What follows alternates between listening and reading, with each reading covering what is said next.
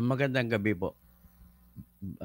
Ngayon na-discover ko po na sinabi ni Dondon Patidungan na siyang napaka-credible credible na testigo ay may tinuro sa isang pulis na siyang Berdugo, hari ng Berdugo.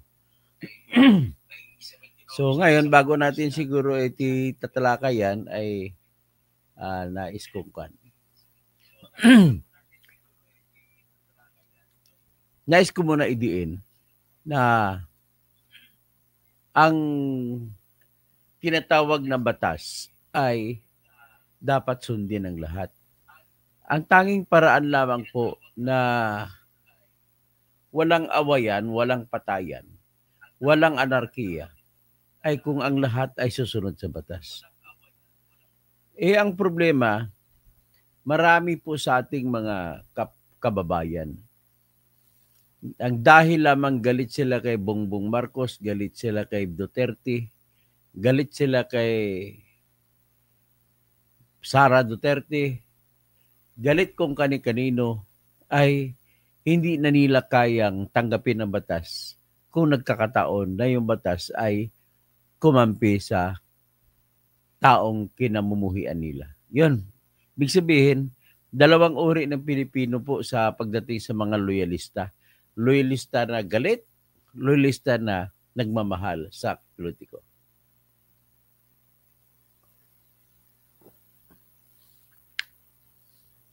Nais ko palang pasalamatan si Ma'am Kitty yan sa Amerika. Yung suggestion mo sa akin na laging inom ng maraming tubig ay sinunod ko. Mukhang gumanda. Mukhang gumanda yung gumanda ang bowel movement ko at mukhang lumit ng konti tiyan ko. Salamat sa marami pala. Maganda pala yung resulta ng maraming tubig iniinom.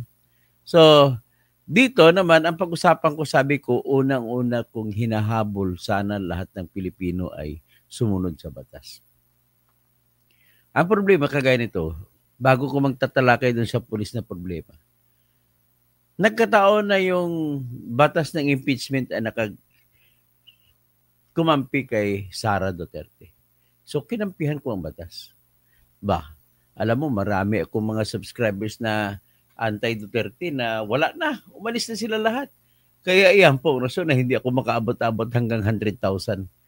Kaya nga, ambitahan niyo po yung aking mga kaibigan niyo na sumali dito sa ating kasi dito lang kayo makakita ng channel na wala tayong pakialam pero ididiin ko talaga batas. Wala na akong pakialam kung kanino kakampi.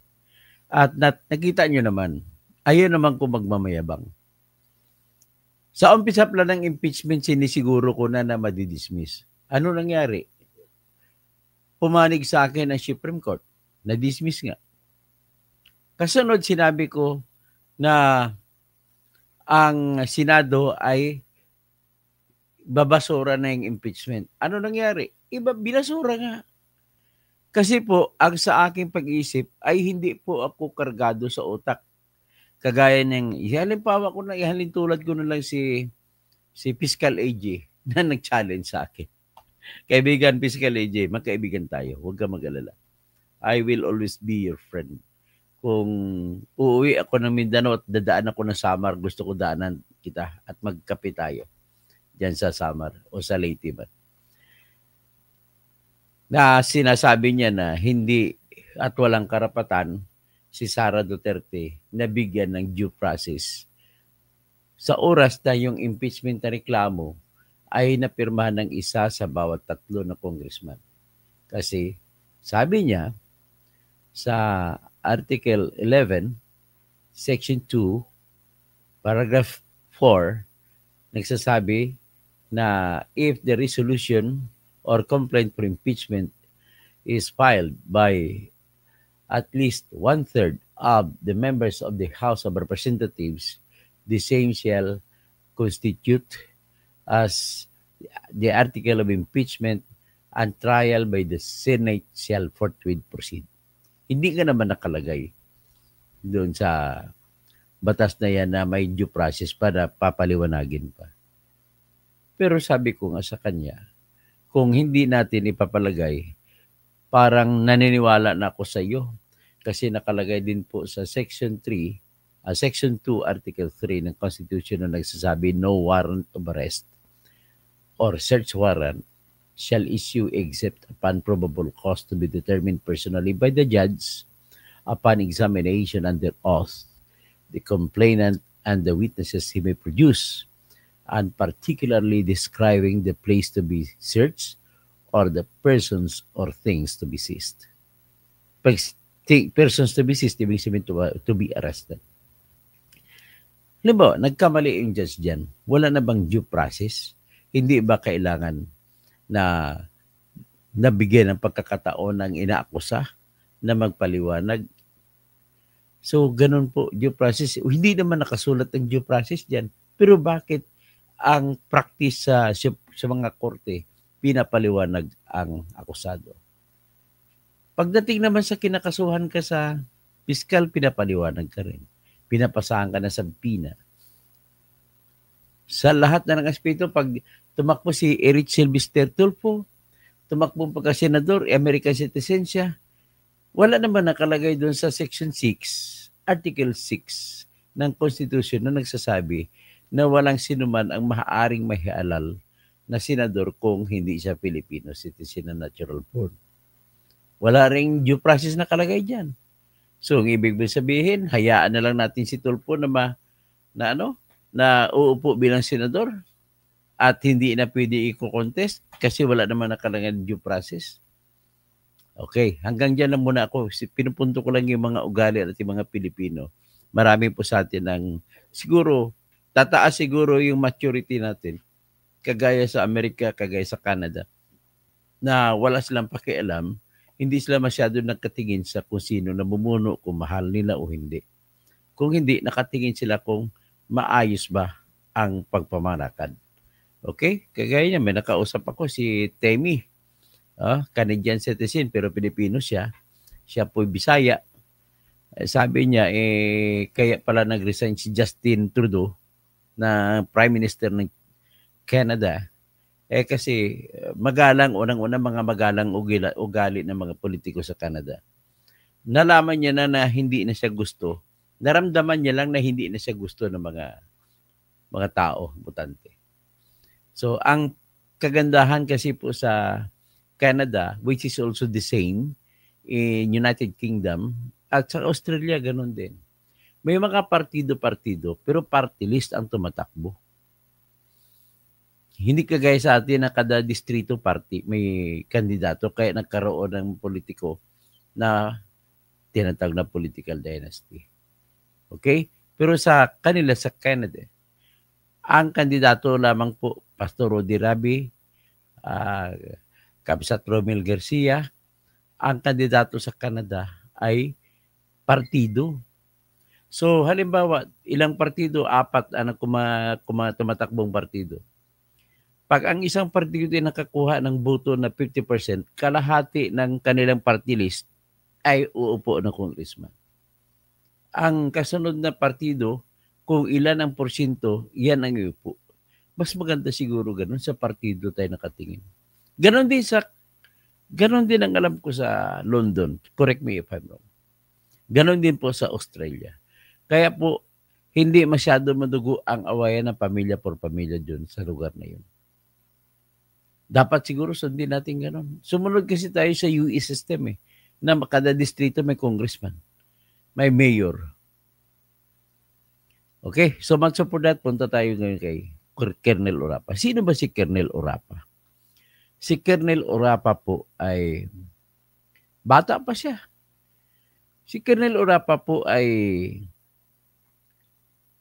ayon sa aking intelligence na gathering, pero aking pag-i-confirm, ay isa sa mga main player nang nangyari doon ng war on drugs. At dahil sanay na siya pumatay, kinuha siya ngayon, sinweldohan siya ni Atong ang 2 milyon kada buwan. At mula nang pumasok siya, ay ang mga sabungero na nawawala ay dinadala mo na sa farm ni Atong Ang at doon papatayin. Tinatanggalan ng laman loob bago itatapon sa lake. So ngayon, si Colonel Ryan Orapa ay dinala siya dyan ni Colonel Jacinto Malinaw Jr. Si Colonel Jacinto Malinaw Jr. ay isa rin mga war on drugs na mga veteran yun. Ay kumpare siya ni Engineer Cesar Salazar. So close friend siya. Si Cesar Salazar naman ay close friend din ni Atong Ang na siyang isa sa mga kasapi ng Alpha Group. Ang Alpha Group ay naghati-hatian na sa kumukuha sila sa mga 70 million kada buwan. So kung ano man ang kanilang papel sa buhay dyan sa loob ng sa isabong, malaking papel, hindi naman sila bibigyan ni Atong ng 70 million kada buwan. At tinuro na rin ni Dondon Patidungan na si Lieutenant General Junel Istomo ay nung siya ay kasapi rin pala siya ng Alpha Group pero libing lubog. Hindi halata. May pangalan siya ginagamit para sa kanya. At ang pangalan ay si Bernie Tacoy na siya mayor ngayon sa Samar, sa Leyte. So marami sila, si Attorney Caroline Cruz na binabanggit din at binabanggit din po si Erwin Tulfo kasi dahil nga malapit siya kay Atong Ang. Lalo na si Gretchen Barreto at talagang konfirmado. Ito naman ang papel nitong mga walang hiya na mga matador no to. Matador ba tawag natin o berdugo. So hari isa ng berdugo kung tawagin natin, si Colonel Ryan Orapa. Na nang mulang dumating sa buhay ni Atong yan, siya lang ang pinakamataas na sweldo galing kay Atong. 2 milyon kada buwan. Bakit 2 milyon kada buwan? May rason yan. At bakit si Colonel Jacinto Malinaw Jr. ay 200,000 a month lang sweldo? Ano meron kay Colonel Ryan Orapa? Ang kanyang katindi. Walang awa kung pumatay. At siya mismo kumakamay. Siya mismo ang kumakamay, sabi nila doon. Bago niya itapon sa lake, sinisiguro niya na patay ang tao na gusto na patayin. Tapos, sino-sino ba itong mga taong patayin? Mga sabungero. Ang mga sabungero po ito, base po sa presentasyon mismo ni Atong Ang, ay ito baga nagtutupi sa kanilang derby. Ang derby kasi na ni Atong ay tuloy-tuloy araw-araw nangyayari mula nung magkaroon ng isabong. Akala mo ang derby ay kuminsan na may 6-cock derby, 3 araw, pambihira yan. Pero ngayon, ng panahon ng COVID, araw-araw na. May sarili na lang silang studio. Hindi sila gumawa ng arena na mayroong roida. So, ito ngayon ang ginagawa nila. Kumita sila dyan ng kumita. Ngayon, pag may nagtutupi, napapansin nila ay maraming bumabagsak ang taya. Kasi ang plataforma ni Atong, pag maraming tumaya, parang nagtong lang siya. Taya sa wala, sa meron. Nagkasubukan ang kada sultada. Usually may umaabot 1 milyon kada sultada. Umaabot siya kuminsan 200 na sultada sa isang araw. 24 hours, 24/7. 24 hours a day, 7 days a week, tuloy-tuloy.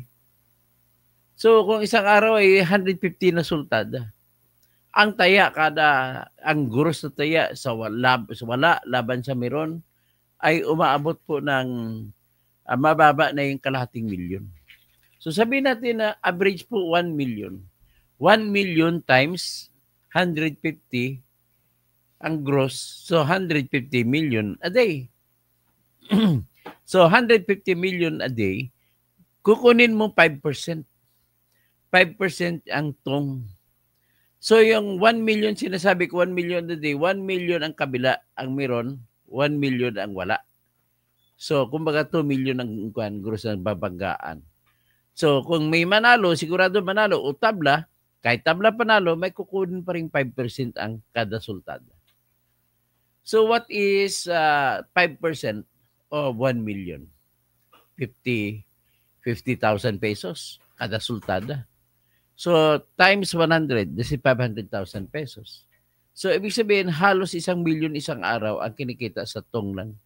Wala pang kinikita sa, hindi pa binibilang ang kita sa iba. So may mga ibang pamamaraan pa ng pagkakitaan yan. So ngayon, lumalabas na yung mga tsupi daw, bumabagsak ang taya ng mga mananaya kung magsususpetsa sila na may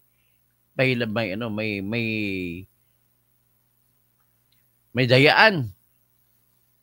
So because of that, na-illustrate na sabi ni Atong, kapag pabayaan natin ito, masisira ang negosyo. Sinasabi niya na maabot ng 100 million ang kiyang kanang nawawala sa kanila nang dahil naman sa mga nandaya ng mga QP. May iba naman na ginagalitan ni Atong Ang na yung tinatawag na mirroring o cloning. Yung kanyang palabas sa naisabong ay kinukopya, sinasabay na live nung iba. So magsabay-sabay, nagpapataya din yung kumukopya, dire-diretso din siya. So ang pataya doon sa mga nagkuklon ay sa kanila mapupunta. Kumikita din ang kadaang-daang milyon din. Kaya, kung titingnan naman, sobrang galit talaga ni Atong. Sa sobrang galit niya, kailangan mawala yung mga taong ito.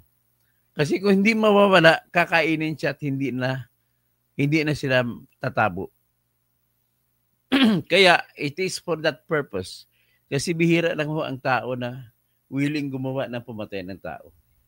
Kaya, nakilala ngayon si Colonel Ryan Orapa.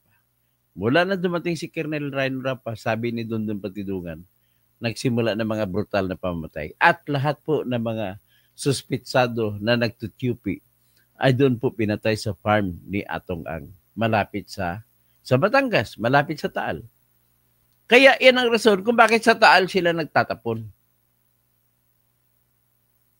So 2 million kada buwan ang binibigay kay Colonel Ryan Orapa. At 200,000 naman pesos ang binibigay kada buwan sa kanyang body na Colonel Malinaw, na siya rin nagbinitbit lang siya ni Colonel Malinaw. At ano pakilala sila kanila kay Atong Ang ay si Engineer Celso Salazar. Kasama din yan si Eric De La Rosa. Hindi naman kamag-anak ni Bato De La Rosa yun. O ngayon, titingnan natin ang video. Sino si Orapa? Ang matindi pa dyan.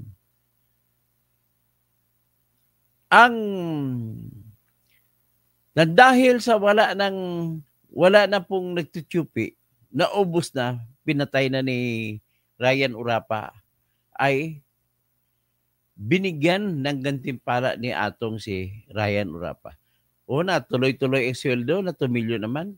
Pangalawa, ibinigay sa kanyang kontrata na POB Security Agency na kuno pinapatakbo ng asawa ni Ryan Orapa, ang kontrata na magbibigay ng security guards sa lahat ng mga sabungan ni Atong Ang. So, ito po yan. Papakinggan natin. Dito natin, binalikan ko lang yung investigasyon noong nakaraan kasi maraming hindi nakinig dito sa investigasyon ni Bato eh. So, dito natin makikita. Pakinggan natin yung investigasyon ni Bato noong April 18, 2022 pa. Tagal na. O ito. Ayun pala, bago ko ipagpatuloy, nais ko lang, in fairness ka Bato, nais ko lang sabihin, marami kasi nagdududa na si Bato ay sinadya niya kung na hindi ituloy mga investigasyon. Actually, mag-election na yun, April 2022, at dahil sa kanyang investigasyon, tinigil ni President Duterte ang isabong noong May 3. So, in fairness naman kay Bato, yung kanyang Senate Committee report ay nagresulta sa pagsampa ng kaso laban sa mga 6 na security guards kasama dyan si Dundon Patidungan na kinasuhan sa pagkawala ng mga sa Manila Arena ng mga tao. 6 na tao yun. At nagdulot din yan sa pagsampa ng kaso para sa laban sa mga pulis na tanggal ng 3 pulis na si PU1 Navarrete, si Sergeant Paghangaan, at saka si Sergeant Brosas na tao ni Colonel Robert Campo ay natanggal lahat na sila po ang dumukot kay Ricardo Jun Lasco Jr. mula doon sa subdivision niya sa San Pablo City. So ito na ngayon, pakinggan muna natin yung na mulang Senate investigation.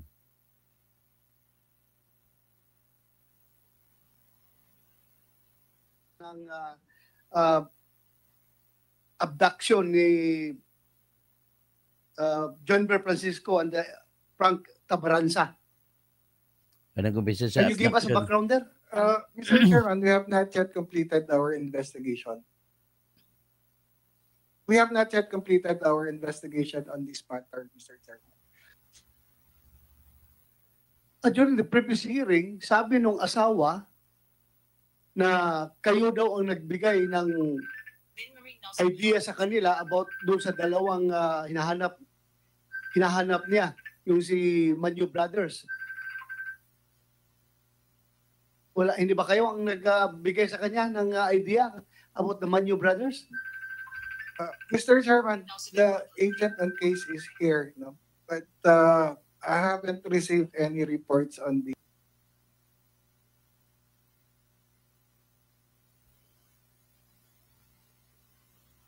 Ito si Orapa. Okay. Regional holding and account. Details as of now, Mr. Chairman.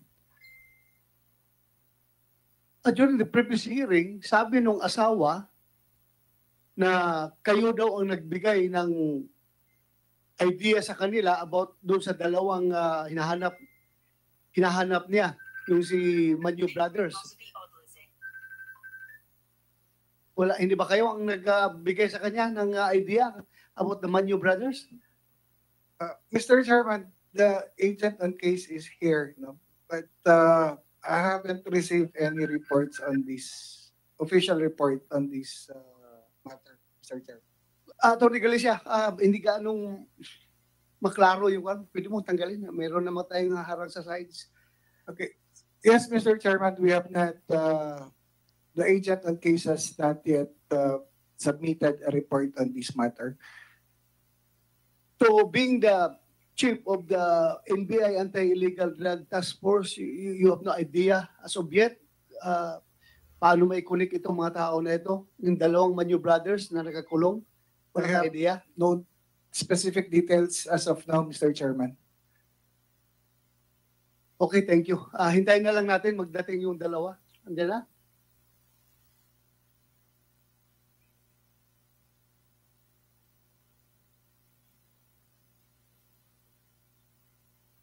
Okay. Okay. Dito na tayo kay So Ricardo. dito sa RDEU, Dito kay ang Orapa. pinaka-chief ninyo ngayon is Lieutenant Colonel Ryan J. Orapa. Am I correct? Yes, Honorable Chair. Yan si Ryan Orapa. Pwede mong may kwento sa amin paano ka napunta sa RDEU at saan ka nanggaling previous assignment before RDEU? Honorable Chair, I'm currently terminated March 25, 2022. Yan siya. And Yan ang reassigned Verdugo. currently at Regional Holding and Accounting Unit of NCRPO. But I take post November 22, 2020 as the Chief Regional Drug Enforcement Unit NCRPO, Honorable Chair. So by the way, ito si Orapa kaya natanggal sa pagkapulis. Tinanggal siya na Polcom. And prior to my assignment to RDEU, I was designated, dated October 22, 2018 as the OIC and eventually the Acting Chief Intelligence Unit of Laguna Police Provincial Office up to November 17, 2020, Honorable Chair. 2018 to 2020. You're the chief PIB ng Laguna PPO. Yes, sir. 2018 to 2020. Then after that, nag-RDEO ka na ng SRPO. Yes, sir.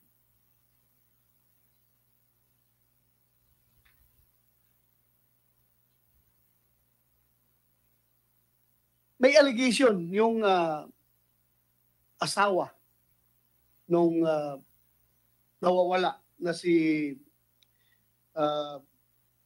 Janber Francisco na yung kumuha ng kanyang asawa at saka yung kanyang driver ay taga-RDEO ng NCRPO. Do you confirm this or you deny this allegation? We totally deny such allegation, Honorable Chair. Anyway, I can give my further questioning after andito na yung Manyo Brothers dahil sila yung nakukunik doon eh. Sila yung nagtuturo sa inyo according to the wife na kayo ang kumuha at kasama daw silang dalawa na kumuha nung dalawang missing. So hintayin natin yung dalawa. Sila yun kasi napatunayan na ngayon siya talaga ang pumapatay sa mga nahuli. Eh di siya ang kumuha. Oh, dito muna ako kay Colonel Leandro Gutierrez, Chief of Police of Kawayan, Bulacan. Good morning. You are the Chief of Police until now. Yes, sir. I am the current Chief of Police of Megawayan City, sir. I was designated there, sir. Ito, patuloy tayo kay Rhino Rapa.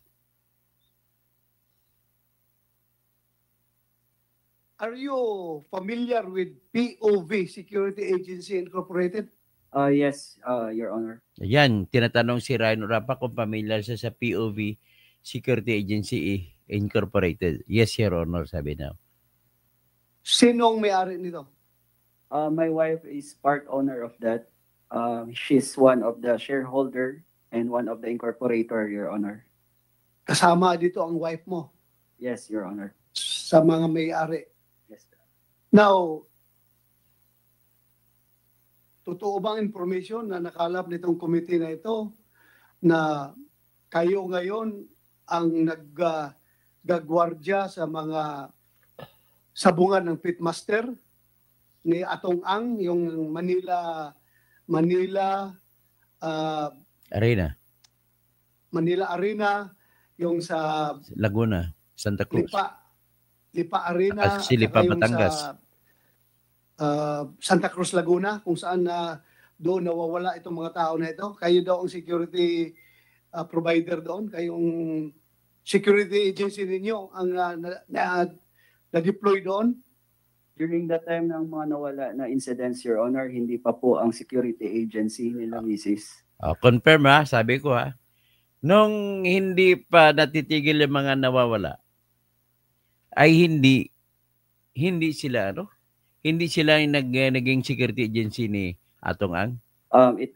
It's just take post February 15th, 2022, Your Honor.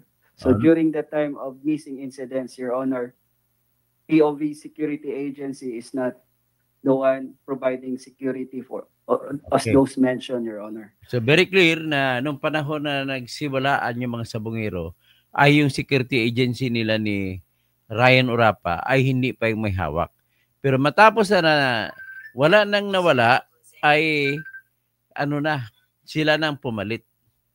So okay, pakinggan natin. So kailan kayo nakakuha ng kontrata with the pitmasters or yung This year, kumpanya ni Atong Ang na kayo ang mag-provide ng security guards doon? this year, Your Honor, February 2022, Your Honor. February, 2022, Your Honor. February papakitanggal na yung Hindi ko lang sure. maklaro. nagsimula sila, ang agency nila binigay ni Atong Ang sa kanilang kontrata February 2022. Tapos na yung mga nagkalawalaan. Wala nang nawala. February 2022. Yes, Your Honor. And the last incident of missing persons was January 13, 2022. O yan ha, klaro. Siya rin ang nagdukot niya ng nagpadukot. O siya lang nagdukot ng last incident. Hindi ko po alam yun. Yes, that's per record of this committee. January 13, 2022. Then, January 13, 2022. Yan ding araw namatay ang kapatid ko na nurse sa Texas. January 13, 2022.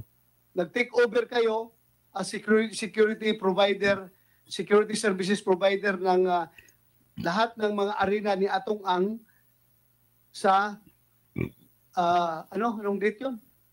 February. February. Hindi ko lang sure, Your Honor, kasi hindi naman ako part ng... February 2022. Yes, Your Honor. Grabe, may reward pa si Atong na sa kanya. Hindi kaya ito'y reward ni Atong Ang sa'yo sa yung mga pabor na binigay mo sa kanya, yung pagbigay sa'yo ng kontrata? Diretsahang tanong. No, Your Honor. This is a legitimate business, Your Honor. Hmm. You have to apply or bid for such contract to be rewarded or awarded to you. Wala namang bidding dyan. Private entity yan eh. So, such allegation na sinasabing reward, hindi po, Your Honor. Alam mo, I have nothing against you doing business with any clients. Kahit sa Atong Ang man yan o kung sino ang pwede mong kanegosyo. Wala kasi sa akin, we encourage. I even encourage you to do business para hindi ka mangungurakot. Ay, hindi ako hindi ako komparmi ng polis, papayagan mo magnegosyo. Because of that, may conflict of interest pa to. Ang conflict of interest na dyan, siya ay nanilbihan kay Bato Sekreto, kay Atong Ang Sekreto. O ngayon, bakit siya binigyan ng ano? Marami namang mga security agency. Bakit yung security agency na bibigyan? Kung yung ikaw ay pulis, engage ka sa negosyo, maganda yun. Para Hindi maganda yun. Bawal talaga. alalay sa income mo. Kahit na malaki na yung sweldo mo, you do business, basta legal lang. You encourage you to do that.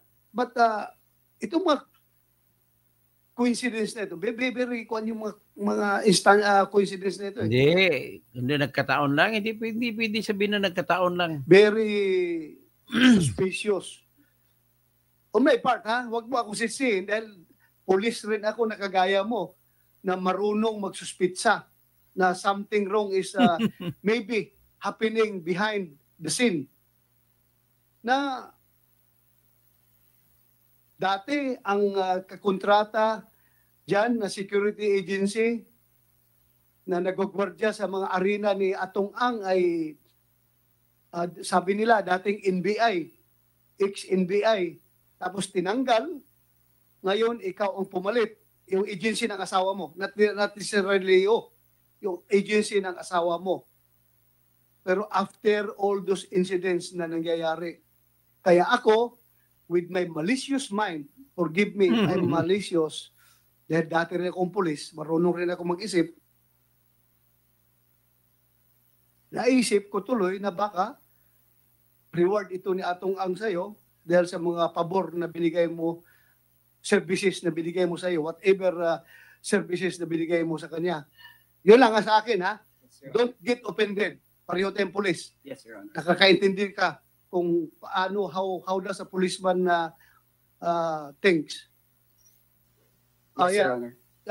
Senator Tolentino, go ahead. Chairman, my curiosity just was broadened and triggered by your line of questioning. I'd like to ask the Chief of the Philippine National Police, General Carlos, and probably I'm alerting the representative of the Secretary of Justice.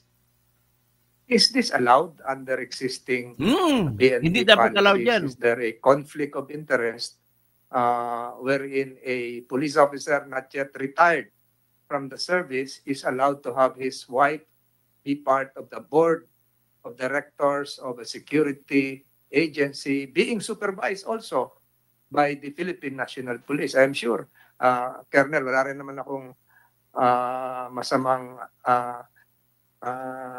bagay tungkol sa'yo, but you might have classmates being part of the, ano ba yung agency na PISIA, ano ba yan? Anong tawag doon? Socia? OBP. Hindi po, yung nagsusupervise ng yung Socia. Socia. I'm sure you have classmates, you have future classmates who will be there, and who knows, in the near future, you might be a member or even the head of SOSYA. How is this, General Carlos? Is this allowed?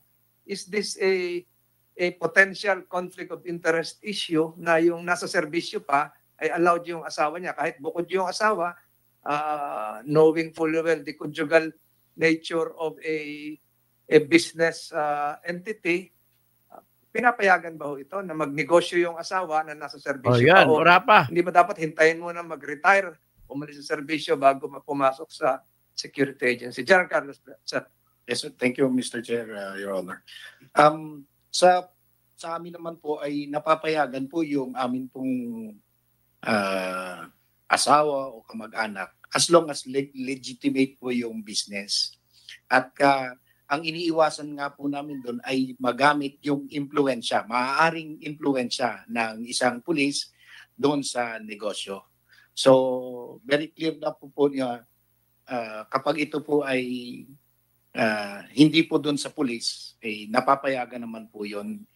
Ngayon, kapag magkakaroon po ng conflict of interest, doon naman po pumapasok yung pulis na nagdadivest siya kung meron din po siyang negosyo na maaaring na magamit po niya yung kanyang... Basta kako, total ban na talaga. Kasi kita mo nga ang ginawa dito. Oh. Ito, proven na to. Si Orapa po ay proven na siya na siyang pumatay, siyang Birdugo. Siya po yung hari ng Birdugo gang ni Atong Ang. So, kita mo parang mukhang anghel yung tenyente. Pero, sinabi ni Dudong Patidungan, nang dumating siya doon nagsimula ang pagpatay sa mga sabungero ng mga TUP. Yung sinabi niya.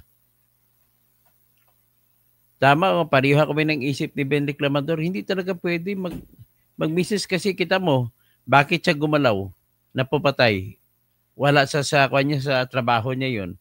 To the extent na dudungisan niya yung uniforme niya, kasi may hinahabol sa negosyo. Ganun lang kasimple, may conflict of interest na talaga. Kasi kung wala ng negosyo niyan, I doubt kung tatanggapin niya yung kahit may 2 million a month pa na siya na sweldo.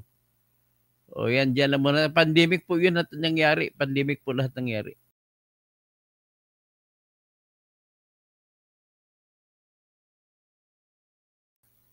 So, ganun po yun. So, mag-shoutout na lang ako. Si Hope Brent, magandang gabi. Rudy Rabi, magandang gabi. Edgar Nacion, good evening. Tapos si Rosalina Llanes, sa sarap. Si Sara, ang sabihan mo na sumunod sa batas, bastos naman ang mga sagot mo. Ang pinag-usapan, yung impeachment, hindi isunod. Lahat naman tao, sabihan mo sa tao, pati anak mo, na sumunod sa batas, pati asawa mo, pati mga kamag-anak mo, lahat marami tao po na hindi sumusunod sa batas. Okay? Mali ata yung mga argumento mo, Rosalina Llanes, babae naman pangalan mo. Mali po yata yan. Ang pinag-usapan lang sa impeachment, hindi sumunod sa batas o hindi. Ang layo po ng argumento mo, pasensya ka na. Rudy Rabi, Romel Garcia, arrest now Atong and Gretchen Barreto. Tiyak, dapat lalabas, dapat ng kasunod. Sa Valerie Serna, Rudy Rabi, Mango, ikaw din magsabi ng magpapalaya si Duterte. Bakit di mo na tinatalakay yung bagay na yon? Ang magpapalaya si Duterte, ano ibig sabihin? Sa sunod na lang, kung may topic, hindi naman araw-araw magsasawa ang aking mga subscriber ko, karaw-arawin ko yan. Ben Reclamador, Mango, nakaw pa, lumalalim ang kasangkutan pala ng isang bato at Davao Boys. Wala po kinalaman si Bato rito, pasensya na po kayo. Hindi po ako patas lang po tayo na pagtingin. Hindi po ako kagaya sa marami diyang marumi. Tigilan na po natin mag-akusa kung wala po tayong ebidensya. Okay? Kasi yung pag-akusa na walang ebidensya, lumalalim ang paniniwala nyo kahit wala. Naniniwala kayo na merong milagro. Iklaro ninyo na hanggang paniwala lang kayo. Pero wala kayong ebidensya. Ganun lang po yan. Kasi hindi ko naman kayo mapipigilan sa paniniwala ninyo, base sisa. Diba? Base kung ano nakita ninyo. Kaya pasensya na po Mango, wala pong kinalaman ang Davao Boys kay Atong Ang, okay? Wala pong kinalaman yan, ginagawa lang nila kasi pinapasok nila sa politika. Ibig sabihin namumulitika ka rin Mango. Mumajer, dapat makasuhan ng mga ganid na pera tulog ng pera tulad ng mga PNP ng mga opisyal na to. So Mylene Childers, napakasayang ng isang katulad ni Mr. Rapa na mas maraming matutulungan na Pilipino nang dahil sa pera naging kriminal. Tapos Roderick de Guzman, Periani ba to? Yung Senate hearing, hindi naman peryahan, bastos naman yung salita. Matuto naman po tayo magsalita ng disente. At matuto tayo mag-akusa, sabihin nyo lang na paniwala ko. Pero kung may ebidensya kayo, banata natin, basta may ebidensya lang tayo. Sa Ben Reclamador, pero bakit natanggal ang mga dating pulis noong 2022? Ay, tinanggal po sila dahil sa kaso ni Juan. Kasama si Urapa tinanggal. Tinanggal po sila ng Napolcom dahil nagdesisyon na Napolcom sa kinaso ni Dondon Patidungan na ang ibig pong sabihin na niwala pong Napolcom na malakas ang mga ebidensya ni Dondon Patidungan laban sa lahat ng pulis na yun. Tinanggal na po sila sa pagkapulis. Hindi na po sila lahat pulis. Pero nakaipon na ng pera yan. May 2 million naman kaya tatungan. Dapat doon pa kinasuhan. Ang problema niyan, Ben, ay hindi na kan. Ngayon lang may lumabas na testigo eh. So, Ben Reclamador, sino ang tawag? Yung tawag ay kaklasiko sa high school. Melvin Mark Pineda, katuto, napakabubo naman ng mga nanonood sa inyo na nagko-comment na pilit dinadawit si Senator Bato 30 sa issue na to talagang sinasabi na wala pong ulitin ko lang po, wala pa tayong ebidensya na magpapakita na ang sabong na pagpamamatay ay may kinalaman na may dikta si Duterte. Ang papel lamang ni Duterte diyan ay ganito. Sa panahon niya naging presidente, nagkaroon ng prangkisa ng isabong.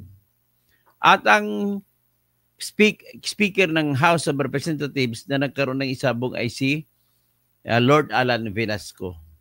At ang Senate President na nag-aproba ng prangkisa ay si Tito Soto. So sino ngayon? Si Duterte ba sisihin nyo yan? Mukhang hindi na, mukhang malayo po, di ba? So, tingnan na lang natin sa aspeto na sa panahon kasi ng pandemic, lumabas yan. At walang kita, walang negosyo, at walang buwis na nakulikta ang Pilipinas. Kaya pinayagan din yan ng mga congressmen at senador na magkaroon ng isabong. At 640 a month po ang binabayad ni Atong Ang sa pamahalaan natin ng dahil sa isabong. Alam ko, dinadaya pa ni Atong Ang yan. Kasi bilyonaryo na siya eh. Laki na kinikita niya. So, si Ben Reclamador, I think hindi pwede ay ang mag-business sa gobyerno. Tama, andun din po ako. Pag ikaw ay mamili ka na lang.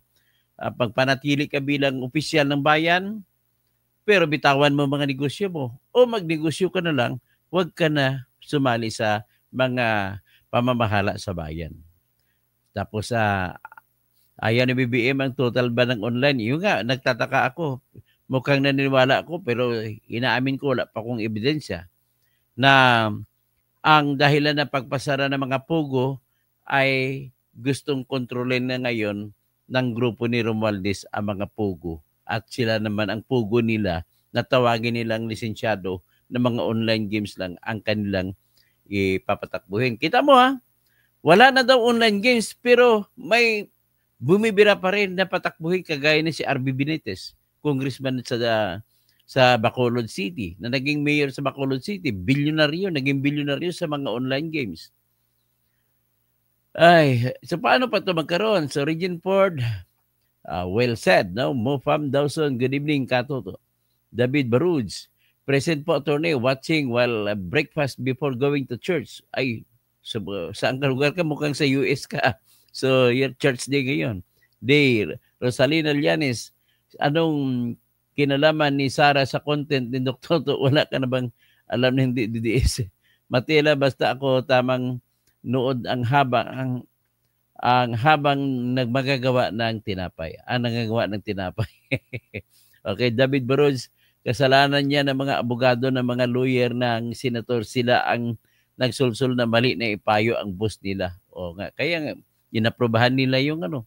Pero in fairness naman kay Bato, para matigil na yung inyong haka-haka, o paniwala na lang, sabihin natin paniwala, na si Bato ay may kinalaman sa Isabong. Wala po. Bakit?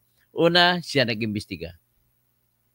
Hindi niya, kita nyo man mga tanong niya, sincero mga tanong. Kita mo, kung makita mo yung mga, balikan yung mga hearing, pag tinatanong niya malalim mga tanong, mabibigat ang tanong niya kay Atong Ang. Pinaamin niya si Atong Ang. Panghuli, nagpalabas ng report na imbestigahan si Atong Ang. Ang problema, sinong hindi nag-imbestiga? NBI at saka PNP. Kaya kung may kasalanan naman dyan, NBI at saka PNP.